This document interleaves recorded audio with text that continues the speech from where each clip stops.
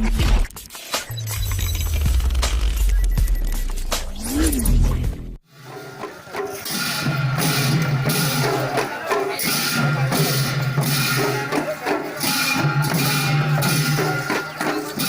শিক্ষাবিদ দাৰ্শনিক তথা প্ৰাক্তন ৰাষ্ট্ৰপতি ডক্টৰ সৰ্বপল্লী ৰাধাকৃষ্ণনৰ সোঁৱৰণত তেখেতৰ উপজা দিনটো অৰ্থাৎ আজিৰ ৫ ছেপ্টেম্বৰ তাৰিখতে শিক্ষক দিৱস পালন কৰা হয়।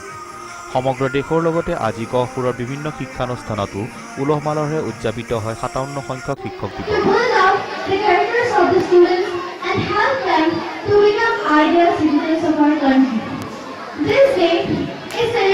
গহপুৰৰ মাধ্যমিক শিক্ষাৰ অন্যতম প্ৰাণকেন্দ্ৰ গহপুৰ উচ্চতৰ মাধ্যমিক বিদ্যালয়ৰ ছাত্ৰ ছাত্ৰীসকলে বিভিন্ন নৃত্য গীতৰ অনুষ্ঠানেৰে অতি আনন্দ উল্লাসেৰে উদযাপিত কৰে শিক্ষক দিৱসৰ।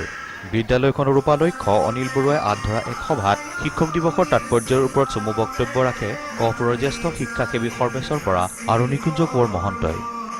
উচ্চতৰ মাধ্যমিক বিদ্যালয়ৰ গুৰু আৰু ছাত্ৰ ছাত্ৰী হৈ পেলাই গহাৰে আমি তেখেতক সম্ভাষণ জনালোঁ।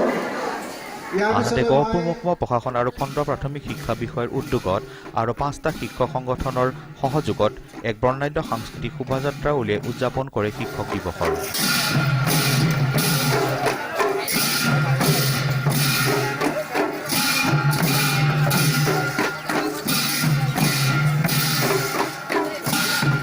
সমান্তৰালভাৱে গহপুৰ বৰঙাবাৰী স্থিত মৰ্ণিং ষ্টাৰ হাইস্কুলতো অতি ধুমধামেৰে উদযাপিত হয় শিক্ষক দিৱস। বিদ্যালয়খনৰ পৰিচালন সঞ্চালক যাদৱ চলিহাৰ দ্বাৰা পৰিচালিত অনুষ্ঠান ভাগত বিদ্যালয়ৰ শিশু ছাত্ৰৰ দ্বাৰা পৰিৱেশিত হয় সুমধুৰ বৰগীতৰ।